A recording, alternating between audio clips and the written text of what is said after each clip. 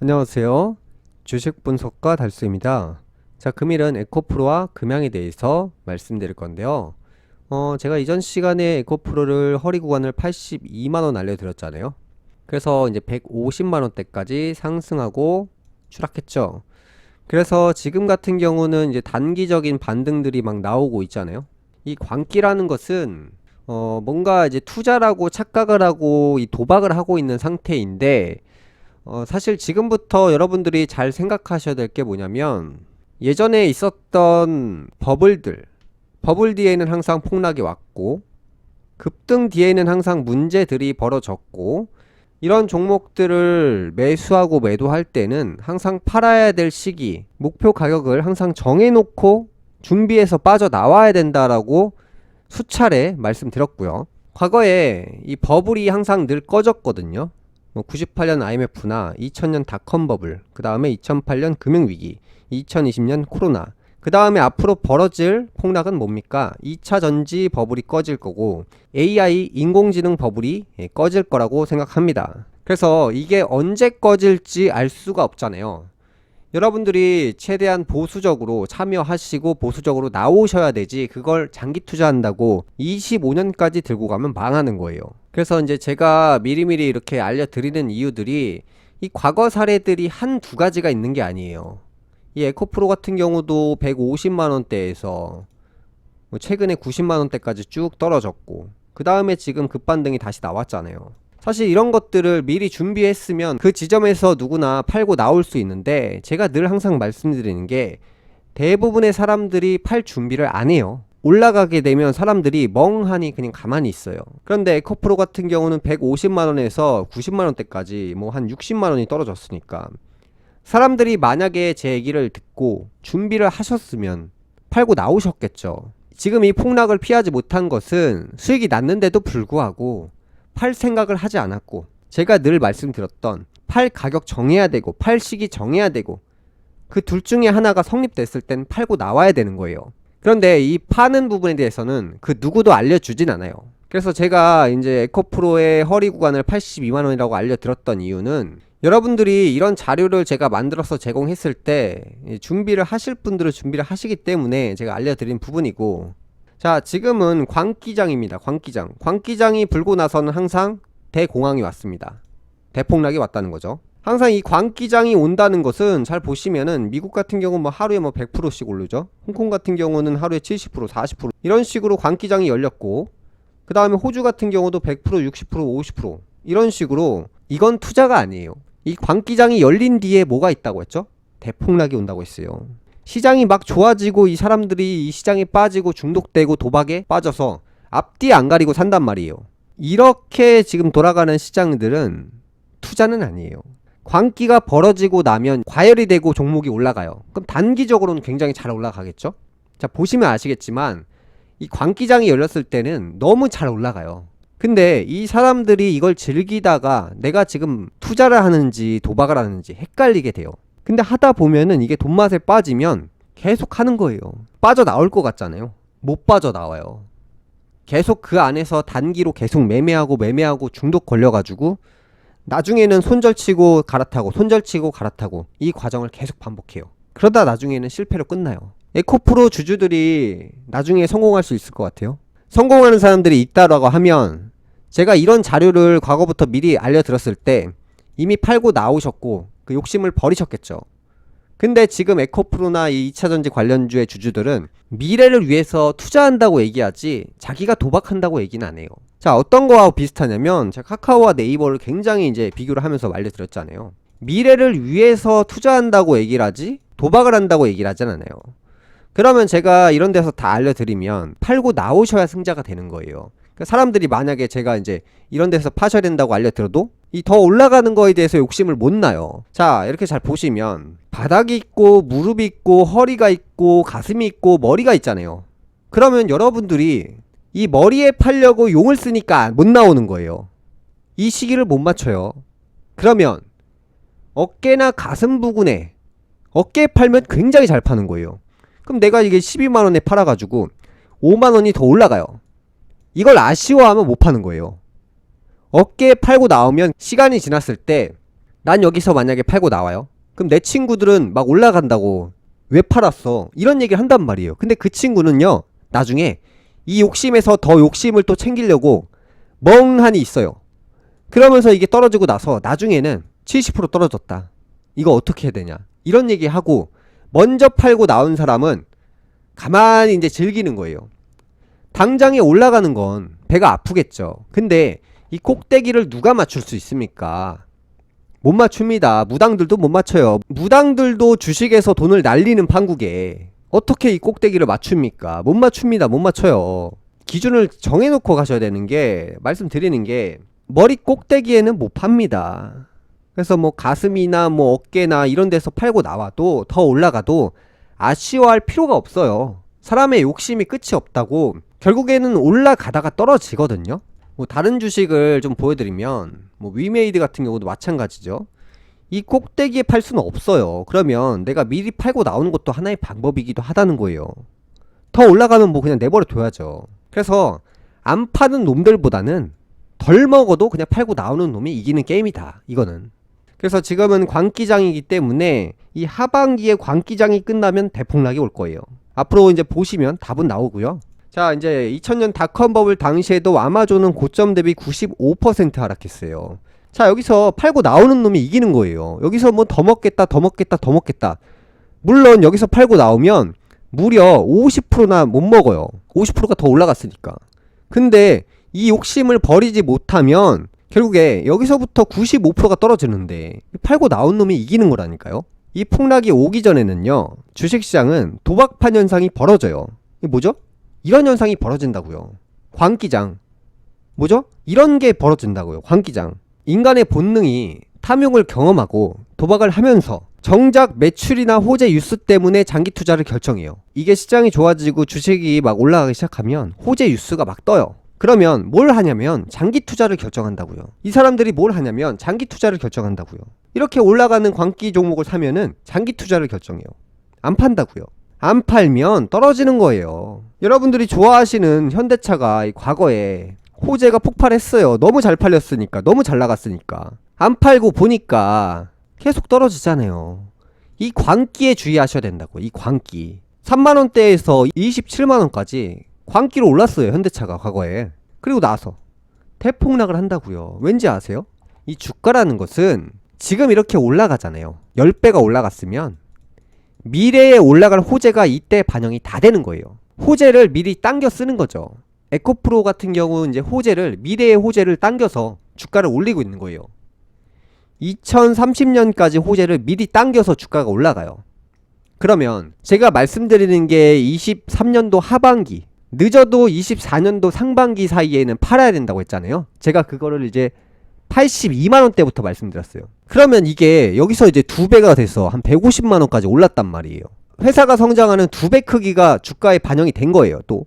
그래서 제가 2023년 하반기부터 24년 늦어도 상반기 사이에는 파셔야 된다고 말씀드렸고, 저는 이제 하반기에 대해서 주로 이제 얘기를 한 건데, 아무리 늦어도 내년 상반기 초에 팔아야 된다라고 말씀드렸어도 듣는 사람 입장에서는 욕심이 머리 꼭대기까지 올라와 있는 상태면, 야, 내년 상반기면 내년, 야, 6월에 팔면 되겠네. 아직 1년이나 더 남았네. 가만히 있어도 되겠네. 또 이렇게 생각하고, 이 말하는 사람하고 듣는 사람의 차이가 딱 벌어지는 거예요, 여기서부터. 그래서 어차피 투자의 결정은 여러분들이 하시는 거고, 돈도 여러분들이 버시는 거기 때문에 판단은 여러분들이 하시는 거고요.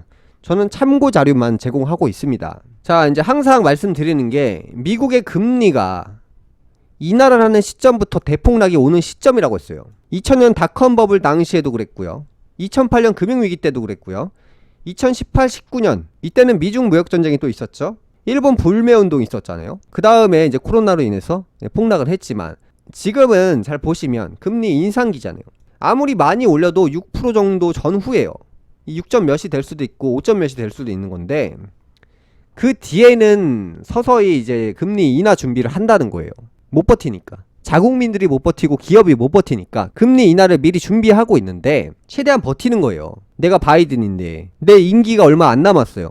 이 폭락을 다음 주자한테 넘기고 싶지, 내가 떠안고 싶진 않아요. 내가 대통령 자리에 있을 때만큼은 이 위기를, 이 폭탄을 차라리 키워서 다음 대통령한테 넘기면 그 책임은 내가 지는 게 아니라 다음 대통령이 지는 거예요. 그래서 무리하게 이 금리를 올리면서 시장을 끌어올리고 있잖아요. 왜? 내가 책임지고 싶지 않으니까.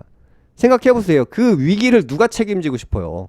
역사에 남을 일인데. 그래서 이제 경제 위기는 금리 인하 시기부터 터지기 시작하고 기업 파산이나 개인 파산 등 복합적 이유로 금리 인하를 결정합니다. 금리 인상 같은 경우는 주식시장이 좋아지죠. 경제가 활성화됩니다. 사람들이 금리 인하를 더 좋게 보잖아요. 근데 아니라는 거예요. 기업이 매출이 증가하고요. 일자리 넘쳐나잖아요. 미국 상황을 보세요. 금리 인상으로 인해서 기업 매출 실적이 굉장히 좋게 나오고 있고 일자리 넘쳐나고 있고요. 물가 폭등하고 있어요. 경제가 좋다는 거예요. 물건이 잘 팔리니까 물가가 폭등하고 있는 거예요. 근데 나는 물가 때문에 금리를 올리고 있다. 핑계를 대고 있잖아요. 어차피 미국은 거짓말쟁이이기 때문에 사실 믿을 필요도 없고 이 금리 인상 같은 경우는 부작용이 뭐가 있냐면 1, 2년 정도는 경제가 엄청 좋아 보이죠. 후에는 경제가 폭망하잖아요. 이렇게 폭망한다고요. 예정되어 있어요 이미. 근데 그 시차를 사람들은 못 맞추기 때문에 에이 경제 위기 안 와. 이게 이제 지능이 좀 떨어지는 사람들이 하는 생각이고 금리 인상을 계속해서 하게 되면 이 경제를 받쳐줄 수 있어요. 당장을 좋게 만들 이유가 있는 거예요. 금리 인상이란 자체가. 미국 시장을 보세요. 굉장히 좋잖아요. 그게 금리 인상 때문이에요. 근데 사람들은 금리 인하를 해야지 시장이 좋아진다고 생각하고 있는데 증거가 나오고 있잖아요. 금리 인상 때문에 시장이 좋아지고 있고 금리 인상 때문에 물가가 올라가고 있고 금리 인상 때문에 기업 매출이 증가하고 있고 결국에는 금리를 내려야 되는데 금리 인하를 한다는 것은 폭망하는 시기하고 겹칩니다. 못 버티니까 금리를 내려주는 거예요. 그래서 미국 같은 경우는 기업 파산 수가 작년 대비 2배 증가했잖아요. 이미 답은 나온 거예요. 그런데 여기서부터 더 큰 문제가 있는데 그래서 이제 미국이 혼자서 금리를 올리니까 달러 가치가 계속 올라가죠. 일본은 금리를 안 올리니까 일본의 엔화 가치가 계속 하락하고 있죠. 반대로 가는 거예요. 저울 관계죠. 근데 만약에 일본이 금리를 올리게 되면 엔화는 올라가겠죠.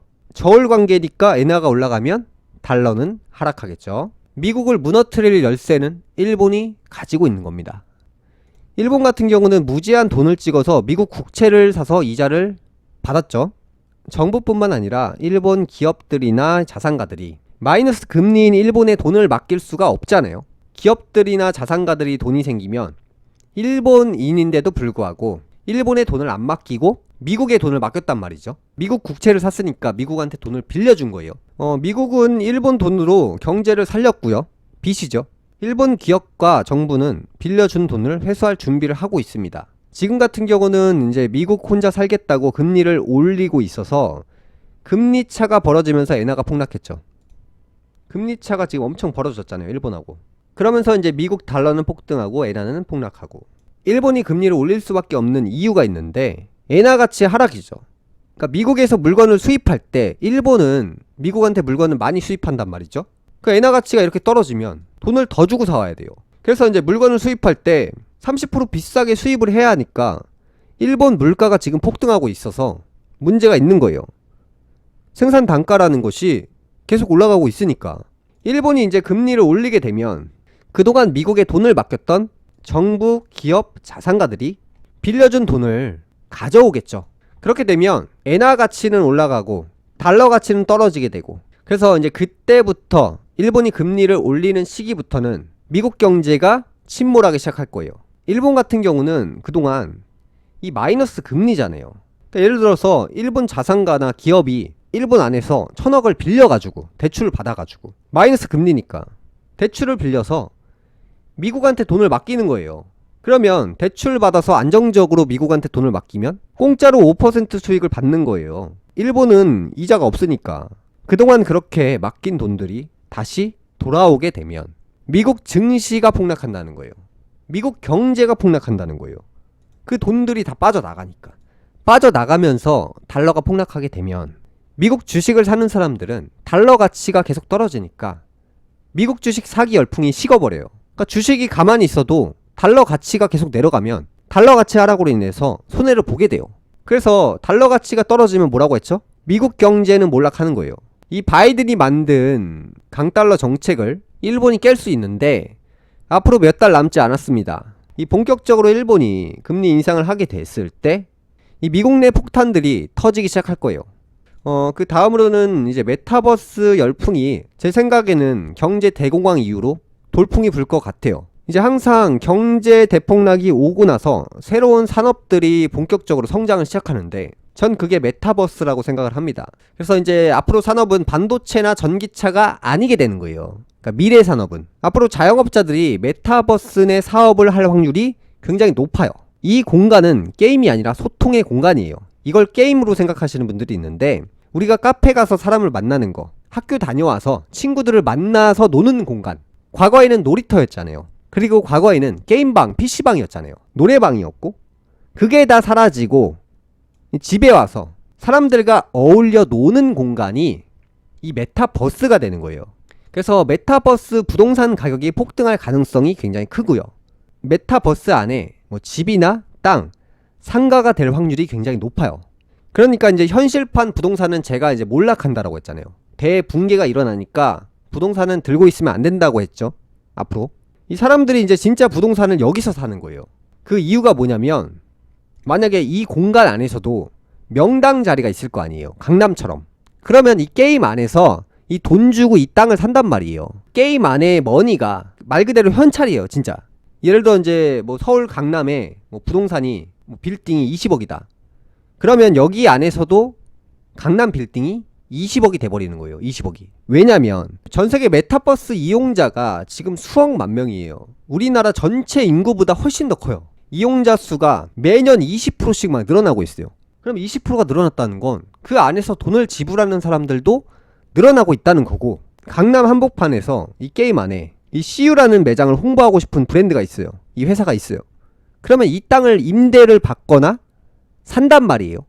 아무리 비싸도. 우리 브랜드가 홍보가 된다는 그 이유 한 가지만으로, 그러니까 수억만 명의 사람들이 이 CU라는 브랜드를 본다라고 했을 때는 그 회사가 이 자리에 대해서 가치를 지불한다는 거예요. 광고료처럼. 왜 종로에 상가 자리를 월 임대료 1억씩 주면서 왜 빌렸을까요? 광고 효과가 엄청 크기 때문이에요. 전 세계에 알릴 수 있잖아요. 관광객들이 오니까. 근데 이용자 수가 수억만 명이면 이 자리가 독보적이잖아요. 예를 들어서. 그러면 브랜드나 뭐 삼성이나 현대 같은 이 회사가 이 자리를 사고 싶어 할 거예요. 그러면 이 가치는 계속 올라가는 거예요. 이 원리가 그렇잖아요. 이 부동산의 원리라는 것이 그 동네가 뜨려면 기업이 참여가 돼야 돼요. 기업 때문에 사람이 많아져야 되고 소비가 늘어나면 그 동네의 땅값은 올라가요. 그게 강남이었잖아요. 근데 이 안에서도 실제로 지금 이게 벌어지고 있고, 이 명품 같은 기업들도 실제로 이 메타버스 안에 다 참여하고 있어요. 그래서 메타버스 이용자들은 이 명품의 브랜드 옷을 입으면서 내 캐릭터는 명품이야 라고 자랑을 해요. 이 브랜드 옷들을 여기 안에서 파는 거예요. 근데 이제 개인적으로 이제 옷을 잘 만드는 사람들이 또 있을 거 아니에요. 그 사람들도 이 안에서 옷을 디자인해서 만들어서 팔 수 있어요. 자영업자들도 여기 안에 이렇게 뛰어들어서 뭔가 팔 수가 있어요. 예를 들어서 건축업자다. 설계를 할 줄 안다. 그러면 이 안에 있는 이런 모양들이나 모형들을 제작해서 이 건물을 필요한 업체에다가 팔 수가 있는 거예요. 아니면 어떤 이용자가 집을 만들고 싶어요. 예쁜 집을. 그런데 어떻게 만들어야 예쁜지 몰라요. 그러면 건축 설계를 전문적으로 하는 사람들이 이용자한테 집을 만들어주고 돈을 받는 거예요. 아니면 모형을 만들어서 복제해서 파는 거예요. 한 개를 만들면 수억만 명한테도 팔 수 있는 거예요. 복제해서. 이 옷을 한 개를 디자인하면 이게 한 명한테만 파는 게 아니라 수억만 명한테 팔 수 있잖아요. 그렇듯이 이 건축물도 그렇게 되고, 이 안에서도 실제로 음식을 팔 수가 있어요. 그래서 음식을 먹으면 뭐 예를 들어서 이 사람 피부 색깔이 바뀌어지거나, 아니면 예를 들어서 음식을 먹었을 때 키가 크거나, 아니면 음식을 많이 사 먹으면 이 체형이 바뀌거나, 예를 들어서 이 안에서 운동을 해요. 근데 닭가슴살이 필요할 거 아니에요. 운동하고 이제 먹어야 근육이 크니까. 그런 식으로 음식을 사 먹게끔 유도할 수 있다는 거예요. 이 안에서도. 아니면 BBQ 치킨을 전 세계인들한테 홍보하고 싶어요. 그러면 이 안에서 어떻게든 좋은 자리를 얻어서 팔 거란 말이죠. 홍보 목적으로.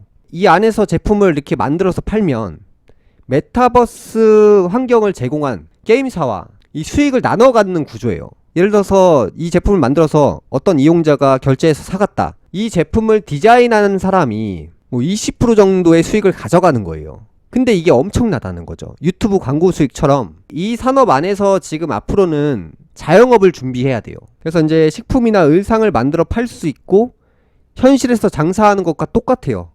구현되고 있는 게. 이제 뭔가 만드는데 재능이 있는 분들, 예술적이나 미술적 감각이 있으신 분들은 이 안에서 이제 제품을 만들거나 아니면 장사꾼이다. 그럼 이 안에서 물건을 팔아서 머니를 받을 수 있어요. A라는 부동산 사무실이 있어요. 그러면 메타버스 안에서 우리 매장을 홍보할 수 있다는 거예요. 이 메타버스 안에서 또 뭐가 되냐면 교육 산업이 가능해요. 그러니까 만약에 A라는 학원이 있어요. 그동안에는 동네 사람들을 상대했잖아요. 근데 여기 안으로 들어오면 A라는 강사가 수학 강사예요. 이 안에서 메타버스를 이용하는 초등학생들한테 수학을 강의할 수 있는 거예요. 이 안에서. 여기 안에서 강의를 듣는 거예요. 한마디로. 그러니까 제2의 유튜브가 되는 거예요. 유튜브가 어떻게 이 자리까지 왔습니까? 갑자기 큰 건 아니에요. 이미 10년 전부터 서서히 모습을 드러내다가 갑자기 큰 거잖아요. 그러니까 이게 딱 그렇다고요. 당장은 크진 않겠죠. 근데 이용자 수가 이미 수억만 명이 넘어요.